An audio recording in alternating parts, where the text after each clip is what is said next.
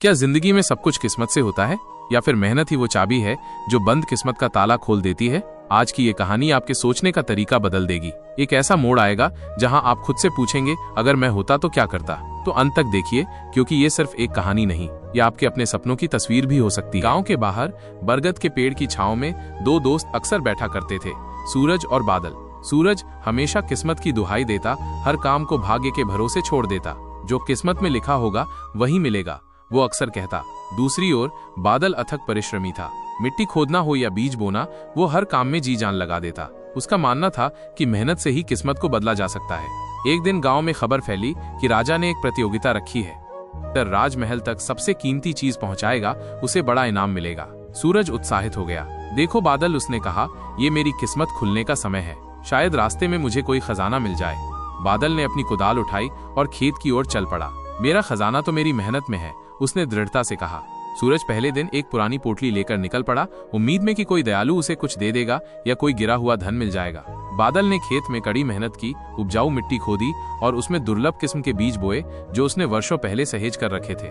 दिन बीतते गए, सूरज खाली हाथ भटकता रहा। उसकी उम्मीदें धीरे धीरे धुंधली पड़ने लगीं। बादल दिन रात अपने खेत में लगा रहा, पौधों की देखभाल कर रहा था। 7वें दिन जब सूरज निराश होकर लौट रहा था, उसने देखा कि बादल राजमहल की ओर जा रहा है। उसकी हाथगाड़ी पर मिट्टी के छोटे छोटे गमले रखे थे, जिनमें अद्भुत चमकीले फूल खिले हुए थे, ऐसे फूल जो गांव में किसी ने पहले कभी नहीं देखे थे। राजा उन अनोखे और सुंदर फूलों को देखकर चकित रह गया। उसने बादल से पूछा कि उसे ये अद्भुत चीज कहाँ मिली। बादल ने अपनी मेहनत और उन दुर्लभ बीजों के बारे में बताया जिन्हें उसने वर्षों तक सहेज कर रखा था। राजा बादल की लगन और परिश्रम से बहुत प्रभावित हुआ और उसने उसे बहुमूल्य पुरस्कार दिया। सूरज हटा प्रभ खड़ा देखता रहा। उस दिन सूरज को एक गहरा सबक मिला।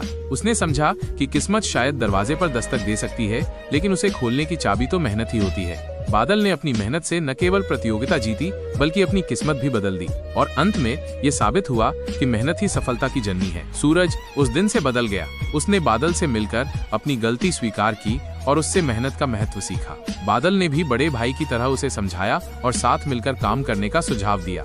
अगले वर्ष गांव में फिर से एक प्रतियोगिता हुई। इस बार राजा ने घोषणा की कि जो कोई भी सबसे अनोखी और उपयोगी चीज बनाकर लाएगा, उसे सम्मानित किया जाएगा। सूरज ने अब किस्मत के भरोसे बैठने की बजाय बादल के साथ मिलकर काम करने का फैसला किया। दोनों दोस्तों ने मिलकर गांव के पास की बंजर जमीन को उपजाऊ बनाने का निश्चय किया। सूरज ने अपनी शारीरिक शक्ति का इस्तेमाल करके पथरीली जमीन को समतल किया, जबकि बादल ने अपने ज्ञान और अनुभव से मिट्टी की उर्वरता बढ़ाई। उन्होंने मिलकर एक ऐसी सिंचाई प्रणाली विकसित की जो दूर नदी से पानी लाकर खेतों तक पहुंचा सकती थी। कई महीनों की कड़ी मेहनत के बाद बंजर जमीन हरे भरे खेत में बदल गई। उन्होंने उस खेत में तरह तरह की फसलें उगाईं और गांव वालों को भी नई कृषि तकनीकों के बारे में सिखाया। जब प्रतियोगिता का दिन आया तो सूरज और बादल कोई एक अनोखी वस्तु लेकर नहीं गए, बल्कि वे राजा को उस हरे भरे खेत पर ले गए जिसे उन्होंने अपनी मेहनत से बनाया था। राजा उस बदलाव को देखकर बहुत प्रभावित हुआ। उसने कहा कि ये न केवल एक अनोखी चीज है, बल्कि ये पूरे गांव के लिए उपयोगी और प्रेरणादायक भी है। राजा ने सूरज और बादल दोनों को संयुक्त रूप से विजेता घोषित किया और उन्हें गांव के विकास के लिए महत्वपूर्ण जिम्मेदारी सौंपी। सूरज ने अब पूरी तरह से किस्मत पर निर्भर रहना छोड़ दिया था। उसने जान लिया था कि सच्ची सफलता मेहनत और लगन से ही मिलती है। बादल की दोस्ती और मार्गदर्शन ने उसकी जिंदगी बदल दी थी। दोनों दोस्त मिलकर गांव के विकास के लिए अथक प्रयास करते रहे और उनकी कहानी पूरे क्षेत्र में प्रेरणा का स्रोत बन गई। सूरज और बादल की जोड़ी गांव के लिए वरदान साबित हुई। उनकी मेहनत से गांव में समृद्धि आई, खुशहाली बढ़ी। उन्होंने मिलकर शिक्षा और स्वास्थ्य के क्षेत्र में भी कई सुधार किए। गांव के बच्चे अब अच्छे स्कूलों में पढ़ते थे और बीमार लोगों को समय पर इलाज मिलता था। उनकी दोस्ती और एकता की मिसाल दूर दूर तक फैली। पड़ोसी गांवों के लोग भी उनसे प्रेरणा लेने आते थे और अपनी समस्याओं का समाधान ढूंढते थे। सूरज, जो कभी किस्मत का गुलाम था, अब अपनी मेहनत और आत्मविश्वास के लिए जाना जाता था। बादल का शांत और कर्मठ स्वभाव हमेशा उसका मार्गदर्शक बना रहा।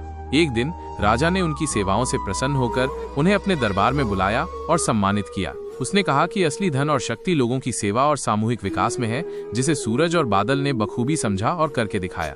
समय बीतता गया और सूरज और बादल बूढ़े हो गए, लेकिन उनकी दोस्ती और उनका काम हमेशा याद रखा गया। गांव आज भी उनकी मेहनत और एकता का प्रतीक था, जहां हर कोई जानता था कि सच्ची खुशी और सफलता किस्मत के भरोसे नहीं बल्कि मिलकर किए गए प्रयास और अटूट मेहनत से मिलती है। और इस तरह सूरज और बादल ने न केवल अपनी जिंदगियां बदली बल्कि पूरे गांव के लिए एक खुशहाल और समृद्ध भविष्य की नींव रखी। क्या आप ऐसी कहानियों की तलाश में हैं जो आपके अंदर एक नई ऊर्जा भर दें और आपको जीवन को एक सकारात्मक नजरिए से देखने में मदद करें? तो फिर द मोटिवेट स्टोरी आपका इंतजार कर रहा है। हमारे साथ जुड़ें और प्रेरणा के इस सफर का हिस्सा बनें। अभी सब्सक्राइब करें और सकारात्मक बदलाव महसूस करें।